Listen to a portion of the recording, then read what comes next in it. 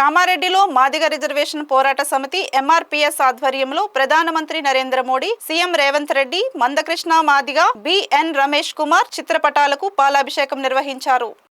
ఈ సందర్భంగా మాదిగ రాజకీయ పోరాట సమితి జిల్లా అధ్యక్షులు చిట్యాల సాయన్న, రాష్ట్ర ఉపాధ్యక్షులు ఆర్ బాగయ్య మాట్లాడుతూ మాదిగ రాజకీయ పోరాట సమితి ఎంఆర్పీఎస్ వ్యవస్థాపకులు బిఎన్ రమేష్ కుమార్ ఆదేశాల మేరకు కామారెడ్డి జిల్లా కేంద్రంలోని అంబేద్కర్ విగ్రహం వద్ద ప్రధాని నరేంద్ర మోడీ, సీఎం రేవంత్ రెడ్డి, బిఎన్ రమేష్, పద్మశ్రీ మందకృష్ణ మాదిగ చిత్రపటాలకు పాలతో అభిషేకం చేసి స్వీట్లు పంచుకొని సంబరాలు చేసుకున్నట్లు తెలిపారు. గత 30 సంవత్సరాల సుదీర్ఘ పోరాట ఫలితంగా ఎస్సీ వర్గీకరణ జరిగిందని పేర్కొంటూ ప్రధాని మోడీకి, సీఎం రేవంత్ రెడ్డికి, దామోదర నరసింహకు, మందకృష్ణ మాదిగకు, బిఎన్ రమేష్ కుమార్లకు ప్రత్యేకంగా కృతజ్ఞతలు, ధన్యవాదాలు తెలియజేశారు.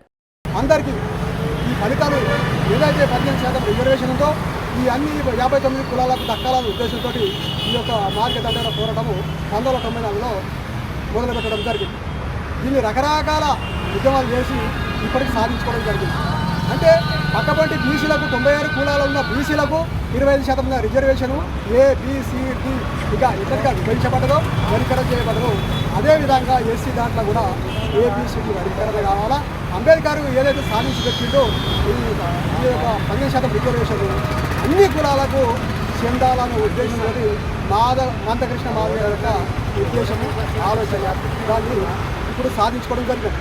కాబట్టి ఆ సందర్భంగా ఈ సాధించిన సందర్భంగా నరేంద్ర మోడీ గారికి, రేవంత్ రెడ్డి గారికి మరియు దామోదర రాజనరసింహ గారికి, మందకృష్ణ మాదిగ గారికి, బిఎన్ రమేష్ కుమార్ గారికి పాలాభిషేకం చేయడం జరుగుతుంది. కాబట్టి ఈ యొక్క సాధించిన సందర్భంగా ఈరోజు సంబరాలు జరుపుకుంటున్నాం. కాబట్టి జై మాదిగ, జై మాదిగ.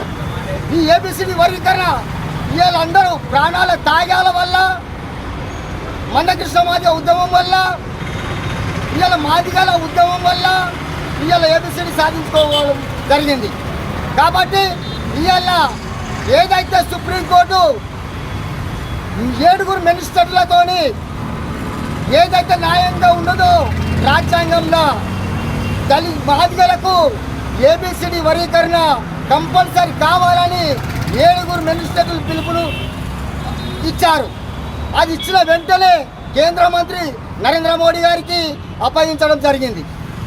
అది తీసుకొని నరేంద్ర మోడీ గారికి 2 తెలుగు రాష్ట్రాల ముఖ్యమంత్రులకు అది అప్పగించడం జరిగింది. ఎందుకంటే ఈ మాదిగలు చేసేది న్యాయ పోరాటమే, వర్గీకరణ కావాల్సిందే, ఇవాళ మీరు చేయవలసిందే అని చెప్పి సీఎంలకు కూడా ఆదేశాలు ఇవ్వడం జరిగింది. అది ఇన్న వెంటనే అప్పుడే అసెంబ్లీ నడుస్తున్నాయి. మన తెలంగాణ ముఖ్యమంత్రి రేవంత్ రెడ్డి గారు విన్న వెంటనే నిండు శాసనసభలో ఈ వర్గీకరణ, ఏబిసిడి వర్గీకరణ ఇది న్యాయమైనదే, అన్ని రాష్ట్రాల కంటే ముందు నేను చేస్తాను కూడా హామీ ఇవ్వడం జరిగింది.